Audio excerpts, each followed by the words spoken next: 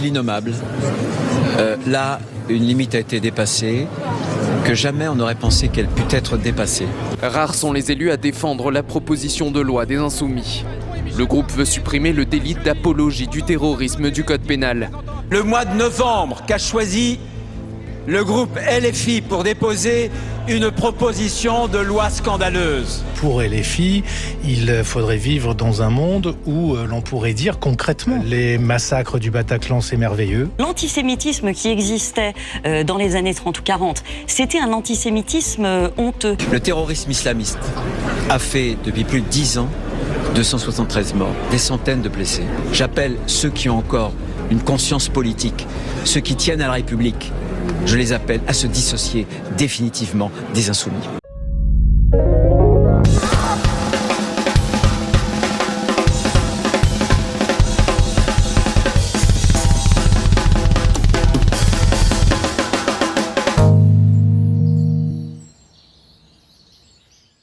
Le journal Le Monde a publié dans son édition datée du 20 novembre dernier une très intéressante tribune consacrée à Elon Musk, le milliardaire le plus riche du monde et de l'histoire, à qui Donald Trump vient de confier immédiatement après son élection à la présidence des États-Unis la mission de réduire les dépenses de l'administration américaine à grands coups de hache. L'homme le plus riche du monde veut faire des économies dans les dépenses publiques, il veut tailler dans la bureaucratie. L'auteur de cette tribune, l'historien David Colomb, spécialiste des médias, constate que Musk, propriétaire du réseau social X, ex-Twitter, a facilité sur ce réseau, sous le prétexte de promouvoir ce qu'il appelle un journalisme citoyen, la prolifération de contenus de désinformation. Pour David Colomb, avec qui il est difficile de ne pas tomber d'accord sur ce point, X, depuis son rachat par Elon Musk, se caractérise même par la volonté délibérée et assumée de son propriétaire d'en faire une arme au service de la destruction du régime de vérité journalistique. L'historien insiste, ce que Musk appelle le journalisme citoyen n'est autre qu'une arme de destruction massive de la réalité factuelle et de disqualification systématique de celles et ceux qui ont pour vocation de produire des connaissances fiables. David Colomb n'est bien sûr pas seul à considérer que le milliardaire trumpiste a fait de son réseau un outil d'abolition de la vérité factuelle. Depuis l'élection de Donald Trump, plusieurs grands et moins grands médias français et internationaux ont par exemple décidé de quitter X après s'être rendus au même constat. Au Royaume-Uni, le Guardian, journal plutôt classé à gauche, a ainsi annoncé qu'il suspendait ses publications sur ce réseau, expliquant qu'il était selon lui devenu toxique et que son propriétaire avait, je cite, pu utiliser son influence pour façonner le discours politique pendant la campagne présidentielle états-unienne et donc pour favoriser la victoire de Donald Trump, candidat d'extrême droite récemment qualifié de néofasciste par l'historienne américaine Joanne Scott.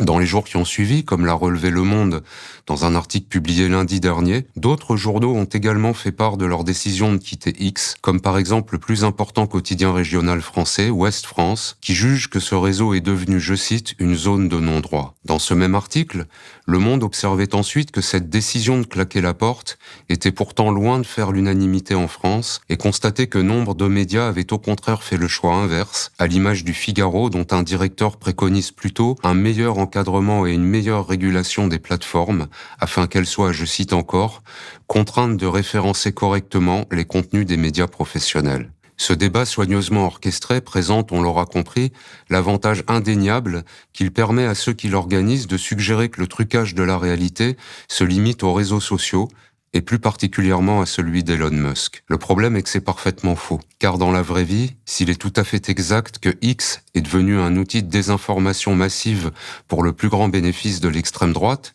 qui prospère depuis toujours dans le mensonge et la falsification des faits, les médias traditionnels, qui se présentent comme beaucoup plus vertueux et respectueux de la vérité, participent eux aussi, à leur manière, à ce que David Colomb appelle la destruction du régime de vérité journalistique. Et plus généralement, ils contribuent eux aussi à l'abolition pure et simple de la réalité factuelle, que ce soit en fabriquant leurs propres intox ou en colportant sans jamais les questionner et en leur donnant au contraire un très considérable écho, celle que produisent des politiciens qui mentent comme ils respirent et qui semblent désormais vouloir anéantir l'idée même de vérité. Le 19 novembre dernier, par exemple, les députés de la France Insoumise ont déposé à l'Assemblée nationale une proposition de loi demandant l'abrogation du délit d'apologie du terrorisme créé par une loi de 2014. Ces élus estiment que cette loi est instrumentalisée à des fins de base politique, que les moyens de la lutte antiterroriste en France ont régulièrement été détournés de leur objet par les gouvernements en place pour réprimer réprimer la liberté d'expression et que les méthodes de l'antiterrorisme sont aujourd'hui utilisées pour réprimer des militants politiques, des militants associatifs, des journalistes ou encore des syndicalistes. Ils savent de quoi ils parlent puisque la présidente de leur groupe parlementaire, Mathilde Panot, et l'eurodéputée insoumise Rima Hassan ont précisément été entendus par la police en avril 2024 dans le cadre d'enquêtes pour apologie du terrorisme. Ces députés rappellent surtout qu'avant 2014, c'était la loi du 29 juillet 1881 encadrant le droit de la presse, toujours en vigueur, qui permettait de sanctionner les délits d'apologie de crimes de guerre et d'apologie de crimes contre l'humanité. Et ils considèrent que cette loi était suffisante. En d'autres termes, et nous verrons tout à l'heure que cette précision est importante, leur intention, lorsqu'ils demandent l'abrogation du délit d'apologie du terrorisme, n'est évidemment pas de banaliser une pratique dont ils rappellent au contraire qu'elle tombe de toute façon sous le coup de la loi du 29 juillet 1881. Les Insoumis ne sont d'ailleurs pas seuls à dénoncer le dévoiement et l'instrumentalisation de la lutte antiterroriste. Lorsqu'il était défenseur des droits, Jacques Toubon, ex-ministre de la Justice de Jacques Chirac, difficilement soupçonnable d'être un bolchevique énervé, considérait que la mise en œuvre de cette loi avait été, je cite, un fiasco judiciaire. Et l'ancien juge antiterroriste Marc Trévidic, qui maîtrise un peu son sujet et qui était pourtant favorable à l'adoption de cette loi en 2014, a quant à lui expliqué le 8 octobre dernier, dans le journal L'Humanité, que son usage avait été totalement dévoyé, tant et si bien que désormais, ajoutait-il, un simple tag en soutien à la Palestine vous fait encourir la prison. Répétons-le encore une fois avec un peu d'insistance, la France insoumise dans cette affaire ne demande absolument pas que l'apologie du terrorisme reste impunie et propose juste qu'elle relève de nouveau du droit de la presse, comme c'était le cas avant 2014. On a le droit de débattre en France de la meilleure manière d'encadrer les problématiques et les délits d'apologie du terrorisme. Et moi, je ne dis pas seulement que la loi de 1881, la loi de la presse, suffit. Je dis que le fait d'avoir en 2014 déplacé ce délit d'apologie du terrorisme pour le mettre dans le code pénal a produit des dérives qui sont des dérives qui depuis ont été largement documentées. Mais cette réalité factuelle ne fait bien sûr pas les affaires de ceux qui, à droite en particulier, utilisent ce prétexte pour tenter par exemple de criminaliser la dénonciation des massacres en cours à Gaza, qui ont déjà fait plus de 44 200 morts au jour où cette chronique est enregistrée. Ces propagandistes ont donc une fois encore désinformé, en déclarant par exemple, comme l'a fait le ministre de la Justice Didier Migaud, que la France insoumise baissait la garde devant la menace terroriste. Et à ce triste petit jeu, le ministre de l'Intérieur Bruno Retailleau s'est encore une fois illustré, en décrétant quant à lui qu'il serait, je cite encore, difficile de faire plus ignoble que la proposition de loi des députés insoumis. C'est précisément le mois de novembre qu'a choisi le groupe LFI pour déposer une proposition de loi scandaleuse qui vise à abolir le délit d'apologie de terrorisme. Si cette loi était adoptée, alors ce délit serait effacé de tout notre droit.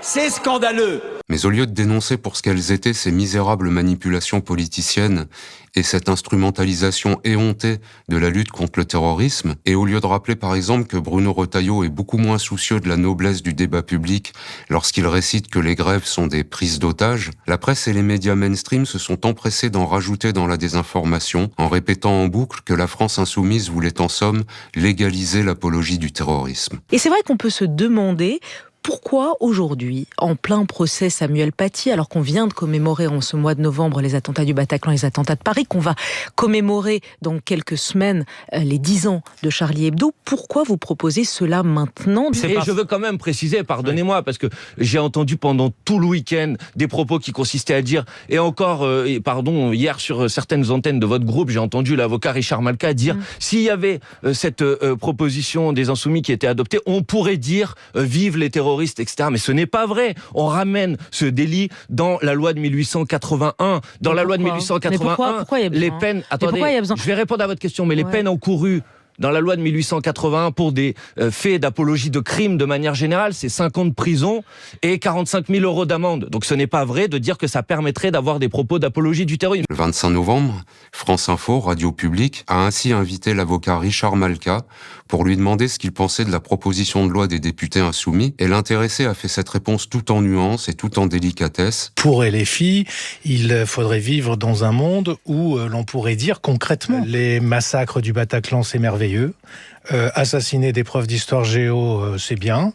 Et rafaler des jeunes sur les terrasses, c'est parfait. Dans la réalité, ce n'est évidemment pas ce que propose la France insoumise, qui a au contraire rappelé, répétons-le une dernière fois, que de tels propos tomberaient sous le coup de la loi du 29 juillet 1881. Mais aucun des intervieweurs de l'avocat ne le lui a fait remarquer. On pourrait multiplier les exemples presque à l'infini, et mentionner par exemple cette rédactrice en chef de l'hebdomadaire Le Point, qui a fait le 21 novembre dernier, sur le plateau d'une émission de France 5, chaîne publique, cette déclaration ahurissante, pour le dire très très très gentiment. L'antisémitisme qui existait dans les années 30 ou 40, c'était un antisémitisme honteux.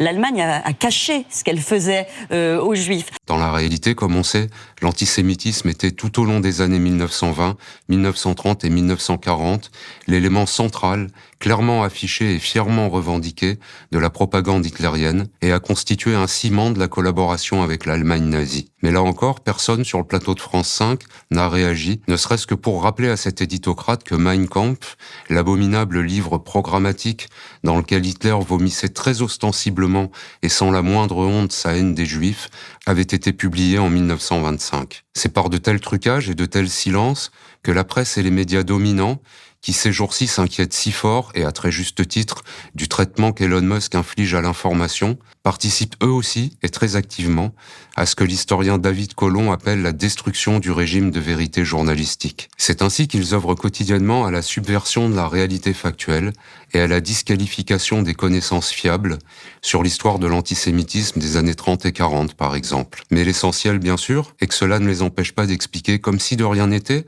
et avec beaucoup de gravité, qu'il suffirait d'un meilleur encadrement et d'une meilleure régulation des réseaux sociaux pour sauver l'information de qualité. Merci d'avoir suivi cette chronique. À jeudi prochain. Ça veut dire qu'on peut décider de faire des comparutions immédiates. Ça veut dire qu'on peut décider de mettre sur écoute des personnes parce qu'elles sont suspectées d'avoir fait un délit d'apologie du terrorisme. Ça veut dire que Mathilde Panot, la présidente du groupe parlementaire d'opposition Insoumis, parce qu'une association considère qu'un tract est une forme d'apologie du terrorisme, pourrait être mis sur écoute. Et ça vous pose pas de problème en démocratie. Vous êtes journaliste, ça veut dire qu'un journaliste qui est soupçonné de faire de l'apologie du terrorisme pourrait être mis sur écoute. Il y a peut-être